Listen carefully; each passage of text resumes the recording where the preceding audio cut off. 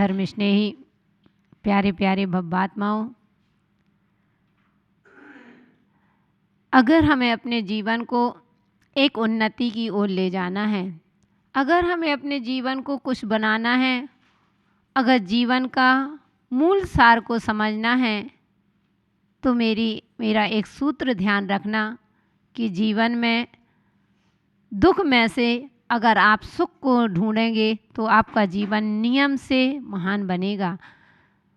जीवन में आपको वह उपलब्धि मिल सकती हैं जो आज तक आपको कभी उपलब्धि नहीं मिली होगी।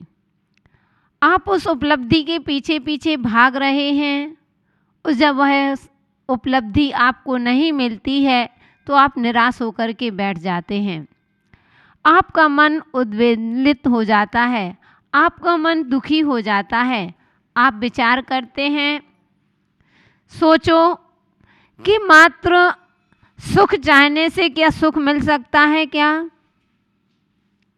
जो सुख है, सच्चा सुख है, जिससे हमारा जीवन महान बनना है, वहाँ पर हमारी दृष्टि नहीं रहती है और हम जीवन के कर्ता धर्ता हम स्वयं होते हैं। कोई हमारे जीवन को ना कोई बिगाड़ सकता है, ना कोई हमारे जीवन को बना सकता है। हम अपने जीवन को बनाने वाले हम स्वयं होते हैं। जैसी हमारी सोच होती है वैसे हमारा जीवन बन जाता है। हमने बताया था कि नेगेटिव सोच जीवन को कभी आगे बढ़ने नहीं देती है। जैसे हमारे विचार होंगे वैसे ही हमारा जीवन चलेगा। इसलिए अपने जीवन को कुछ बनाना है, अपने जीवन की उन्नति चाहते हो तो धर्म स्नेही भव्यात्माओं, मेरा आपसे यही कहना है, यही मेरा आपके लिए उपदेश है कि अगर आप अच्छा चाहते हो, सुख चाहते हो, तो अपने जीवन में उस सुख को खोजने की कला सीखो। उस दुख में से भी हम सुख को खोज सकते हैं।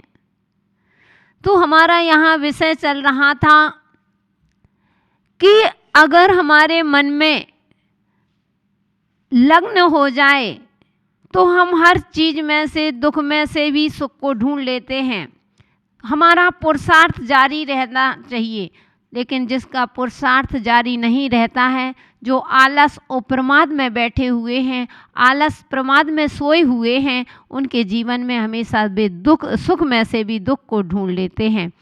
कोई ना कोई बहाना बना लेते हैं, कहते हैं कि भैया ऐसा कार्य कीजिए आपको सफलता मिलेगी। सफलता तो चाहते हैं लेकिन उस सफलता के तरफ कदम नहीं बढ़ाएंगे। तो क्या बिना कदम बढ़ाए आप मंजिल में जा सकते हो क्या? अगर आपको मालूम है कि मुझे छत पर जाना है, मुझे टेरेस पर जाना है, तो कैसे जाओगे? क्या सोचने से पहुंच गए क्या? नहीं पहुंचोगे। अब आप दुखी हो गए, अब पुरुषार्थ आप करो ना, चलने के लिए आप अपने कदम को बढ़ाएंगे नहीं तो आप कैसे पहुंचेंगे? एक बार तो आपको चल कर के देखो। आपने देख लिया, दूर से ही देख लिया, अरे इतना ऊंचा पर्वत है, कैसे चढ़ा जाएगा? अरे चलने का प्रयास तो करो। एक छोटी सी चींटी है, बार बार पर्वत पर चढ़ती है, फिर गिरती है, फिर चढ़ती है, फिर गिरती है, हजारों बार फिसलती है, लेकिन एक बार चढ़ते चढ़ते बार बार पुरुषार्थ करते करते वह एक मंजिल में पहुंच जाती है। जब एक छोटी सी चींटी बार बार फिसलने से अपने लक्ष्य को प्राप्त कर सकती है, तो हम कैसे मानव हैं कि हम अपने जीवन में कि उसका उद्देश्य को भूल करके बस दुखी हो जाते हैं कि ऐसा नहीं होगा। नहीं, धर्म स्नेही बंधु, तो मेरा आप सभी से यही कहना है कि अपने बीच में अपने मन को शांत करने के लिए सबसे पहले दुख में से सुख को ढूंढेंगे, क्योंकि हम आपको संकेत कर चुके थे कि एक वह मानव जो हमेशा ताश खेलता था, मुनि महाराज ने उसको नियम दिया था कि बेटा ताश का त्याग करो, लेकिन वह ताश का त्याग नहीं करके उसने मुनिराज से यही नियम ले लिया था, मैं स्वाध्याय करूँगा। देखो वह जंगल में जा कर के जाता है और एक दिन रात हो गई, जंगल में फंस गया, वह मंदिर नहीं जा पाया और वह स्वाध्याय किससे करे? आप होते तो कह देते कोई बात नहीं, एक माला फेर लेंगे। अपने मन से ही प्रायश्चित ले लेते हैं। ध्यान रखना, जो अपने मन से प्रायश्चित लेते हैं, कहते हैं तुम्हारा मिथ्यात्व कर्म का चल रहा, मिथ्या दृष्टि हो गई। प्रायश्चित कभी अपने मन से नहीं लिया जाता है। प्रायश्चित जो होते हैं गुरु ही देते हैं।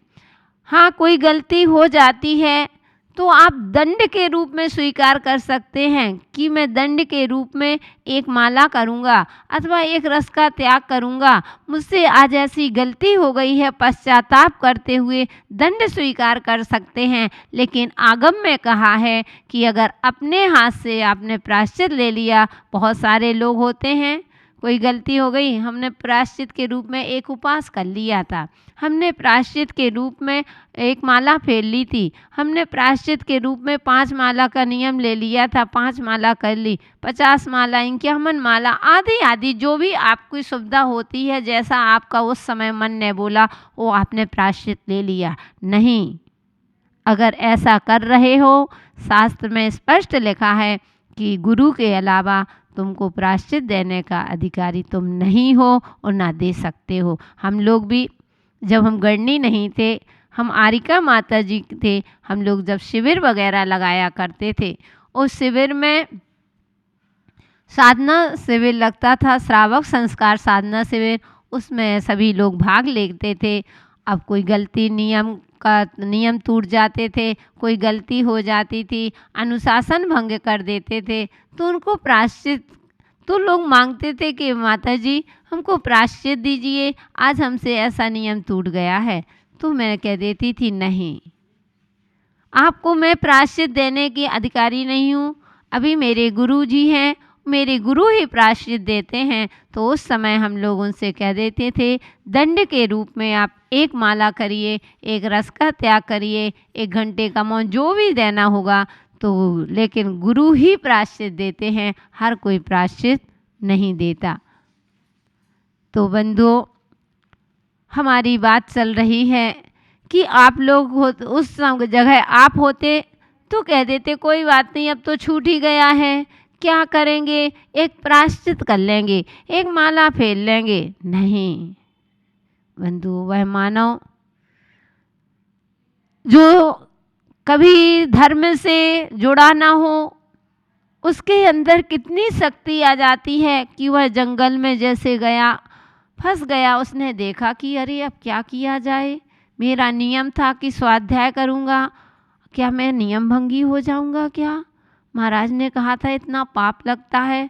उसने तुरंत पैंट के जेब से देकर देखा तो उसमें ताश निकलती है, उस ताश के पत्तों से में ही वह स्वाध्याय करने लगा। क्योंकि अगर हमारे अंदर लगन है, हमारे अंदर रुचि है, अगर हम चाहते हैं अपना कल्याण करने के लिए कि मेरा एक क्षण भी बर्बाद ना हो, वह व्यक्ति हमेशा दुख में से सुख को ढूंढ लेता है, वो अपने जीवन में खुशी हो जाता है। बहुत से लोग ऐसे देखे जाते हैं सब कुछ उपलब्धि होने पर भी, हर सुविधाएं, फिर भी उनके चेहरे ऐसे लटके रहेंगे जैसे हॉस्पिटल से चल के उठ के आए हों। हमेशा ऐसे रोते हुए चेहरे रहेंगे, उनके जीवन में कभी हंसी आती ही नहीं है, हंसी देखते ही नहीं है, ऐसा मुंह बना लेंगे, अरे क्या दुखी होना, हमेशा प्रसन्न रहो, खुश रहो। तो वह मानव इक्का को देख करके एकत्व भावना का चिंतन करता है कि संसार में क्या है, कुछ नहीं है। जब तक आँख खुली है तब तक का सपना है, वो सपना कभी अपना नहीं होता। और वह एकत्व भावना का चिंतन करके इक्की को फेंक देता है। दुखी से वह सुख दुख का चिंतन करता है कि संसार 2 पहलू से चलते हैं, सुख और दुख हमारे जीवन में लगा ही हुआ है। अगर हम चाहें तो हम सुखी रह सकते हैं, ये हमारे सिर्फ मन की भावनाओं का खेल है। जैसे हमारे विचार होंगे। एक बार एक व्यक्ति एक महाराज के पास पहुंचा और बोला, महाराज मैं सुबह से कभी कभी मैं खुश हो जाता हूँ, और मैं कोई खुशी की वस्तु देखता हूँ, सुन लेता हूँ तो मेरा दिन अच्छा निकल जाता है, और कभी कभी वही ना खुशी के चेहरा देखता हूँ अथवा ना खुशी के ऐसे निमित्त बनते हैं तो मेरा पूरा दिन खराब हो जाता है, मेरा पूरा दिन ना खुशी में निकल जाता है, मैं उदास हो जाता हूँ, मैं खुश नहीं रह पाता हूँ। महाराज ने कहा हमेशा अच्छा सोचो। तो बोले नहीं महाराज, मैं कभी खुश रहता हूँ, कभी दुखी हो जाता हूँ, मुझे इसका कोई मंत्र दो कि मैं दुखी ना रहूँ, मैं हमेशा सुखी रहूँ। क्योंकि बंधु आप सभी को मालूम है आज के समय में लोग दर्शन करने कम आते हैं अपने स्वार्थ से। सब स्वार्थी तो सभी लोग होते हैं, हम भी स्वार्थी हैं, आप भी स्वार्थी हो, आप भी भगवान के पास जाकर के मांगते हो, हम भी भगवान के पास जाकर के मांगते हैं। आप तो एक टाइम आकर के मांग के चले गए, हम तो 3 टाइम मांगते हैं। क्या सोच रहे हो, क्या मांगते हैं? धन वैभव, पैसा, नोट? नहीं, आपने भगवान के सामने जाकर के मांगा कि हे भगवान मेरी ये इच्छा पूरी हो जाए। आप सांसारिक वस्तु को मांगते हैं, जिससे संसार बढ़ना है आप उस वस्तु को मांगते हैं। और हम लोग 3 टाइम मांगते हैं हे भगवान जिन गुण संपत्ति हो। अच्छा, कि हे भगवान जो गुण आप में है वही गुण मुझे मिल जाए भगवान, मुझे और कुछ नहीं चाहिए। भक्त कहता है भगवान आपके चरणों में ही आकर के सुख मिलेगा, और कहीं सुख मिलने वाला नहीं है। हमने बताया था कि वह भक्त भगवान के सामने आकर के कहता है दुख सागर में भव सागर में सुख दुख ना मिलता, तेरी शरण में आता क्यों, शरण में आके सुख ना मिलता, तेरी शरण में आता क्यों। कि ये भगवान भव सागर में अगर दुख नहीं होता तो मुझे आपके शरण में आने की क्या आवश्यकता थी, मैं क्यों आपकी शरण में आता। और अगर एक बार आपकी शरण में इसलिए आया हूँ कि शरण में आके सुख ना मिलता, तेरी शरण में आता क्यों, कि तेरी शरण में ही सच्चा सुख है। लेकिन बंधुओं किसको आप सुख मानते हो, कौन से सुख पाने के लिए भगवान की शरण में आए हुए हो? लौकिक सुख के लिए। एक बार आपने पारलौकिक सुख के लिए नहीं चाहा कि मैं अपने लिए मांग लूँ, मांगा तो परिवार के लिए मांगा, मांगा तो बेटों के लिए मांगा, मांगा तो बेटियों के लिए मांगा, मांगा तो अपने रिश्तेदारों के लिए, आदि आदि जिससे संसार बढ़ना है वह मांगा। और साधु मांगते हैं जिससे संसार कम होता है, साधु वह मांगते हैं, बस कहते हे भगवान भाव भाव में मुझे आपका दर्शन मिलता रहे। तो ऐसे ही बहुत सारे लोग होते हैं, आते कम है, एक दिन आएंगे दर्शन करने, पहली बार आएंगे और दर्शन ही अच्छे से नहीं कर पाएंगे, अपनी अर्जी लेकर के आते हैं। पहले नंबर अर्जी लेकर के आते हैं कि माता जी गुरु माँ मुझे ये परेशानी है, हमारा ऐसा काम मत। पहली बार दर्शन करने आए उसी में अपनी अर्जी लगाने आ गए कि मेरा एक काम बन जाए, ऐसा मंत्र दे दो। बंधु साधु संतों के पास कोई मंत्र नहीं, आप अपने मन को शांत रखिए। तो वह व्यक्ति पहुंचा, बोला महाराज मुझे ऐसा मंत्र दे दो कि मैं जीवन में सुखी रहूं, दुख ना आए। कहीं ऐसा हो सकता है? आप सोचो मेरे जीवन में दिन ही दिन रह आए, अब रात हो ही नहीं, तो क्या ऐसा हो सकता है? क्या नहीं हो सकता ना, पक्का नहीं हो सकता, नहीं हो सकता। हम चाहें कि रात ही रात बनी रहे तो तुम्हारे कहने से क्या रात ही रात बनी रहेगी? क्या नहीं बने। आप चाहो कि सूरज ही सूरज निकला रहे तो क्या वह सूरज ही निकला रहेगा? क्या नहीं। ये तो पता है जब सूरज निकला है तो उसका अंत भी होगा। आपको मालूम है जब दिन निकला है तो रात भी होगी, रात आई है तो दिन भी होगा। ये दो पहलू से ही चलता है। ऐसा दुख और सुख तो लगे ही रहते हैं, कभी घबराना नहीं चाहिए। अगर जब हमारे ऊपर दुख आते हैं तो हम अपने उस सुख को ना खोज करके, अपने मन में जरा सा धैर्य ना रख करके, और हम अपने आप को मतलब हीन समझ करके अपनी जीवन लीला को ही समाप्त कर देते हैं। एक बार एक पिता के 3 पुत्र थे और एक को अपना व्यवसाय दे दिया, एक को अपने पूरी प्रॉपर्टी दे दी, धन वैभव आदि दे दिया, और एक के लिए जितना जो भी और सामग्री थी वह दे दी। तीनों को अलग जमीन आदि दे दी। ऐसे करके तीनों बेटों का बंटवारा कर दिया। एक को अपना व्यवसाय मतलब जो अपना बिजनेस था वह बिजनेस दे दिया, एक को दे दिया कि आपको पूरी संपत्ति जितना भी धन वैभव था वह दे दिया, और तीसरे को अपना घर मकान आदि जमीन जायदाद आदि दे दी तीनों। लेकिन जो छोटा बेटा था उसके लिए पिता ने एक अंगूठी दे दी थी। अंगूठी पहने हुए थे, हीरे की अंगूठी थी, कोई नग की अंगूठी होगी, हीरे की है किसकी है मुझे मालूम नहीं। तो उस अंगूठी पहने हुए थे, तो अपने बेटे को बुलाया, छोटे बेटे को बुलाया और बोले बेटा इधर आओ।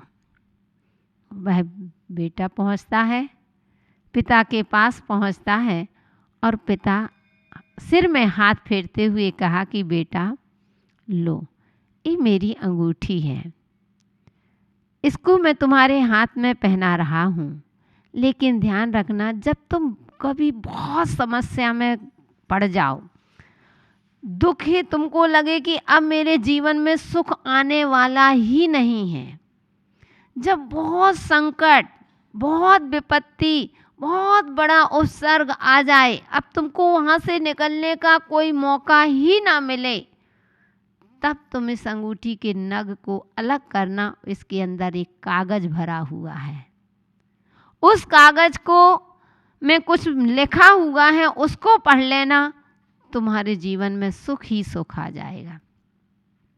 उसने कहा पिताजी अभी खोल के देख लूं? उसने कहा नहीं बेटा, अगर अभी तुमने खोल कर के देख लिया, यह मंत्र संकट के समय काम नहीं करेगा, यह मंत्र विपत्ति के समय काम करने वाला नहीं है। इसलिए बेटा तुम अभी इसको यहीं रखो, जब बहुत मेरा नियम है, तुमको नियम दे रहा हूँ, जब बहुत विपत्ति में फंस जाओ, बहुत बड़ा संकट आ जाए, अब सामने आपका दिमाग काम नहीं कर रहा है, सोच लो, तब इस अंगूठी के को खोल करके इस नंग को, इसमें जो कागज़ में लिखा है वह मंत्र पढ़ लेना, उससे तुमको बहुत जीवन में नई दिशा मिल जाएगी।